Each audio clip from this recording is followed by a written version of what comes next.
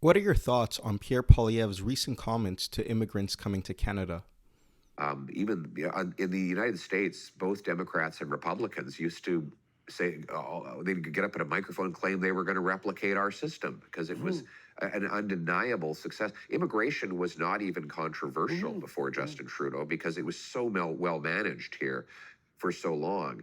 And we just need to get Yeah, it back was to that clearly system. viewed as a net benefit by the immigrants and by Canadians. Absolutely. Right. And in fact, the support for immigration was strongest in kind of the rural, resource, and agricultural communities where the labor was most needed and welcomed.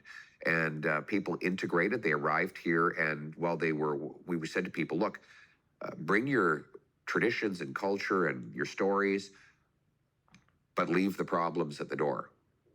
And this is, by the way, a history for Canada that goes back hundreds of years. I mean, the Protestants and Catholics were ripping each other's eyeballs out in Europe for centuries. And then they came to Canada and they got along. They ultimately ended up intermarrying and integrating completely. And, whether you were an Orangeman or a Catholic, Irish Catholic, you over time, you got along with your neighbor. And, in the last 9 years, we've seen that's come apart.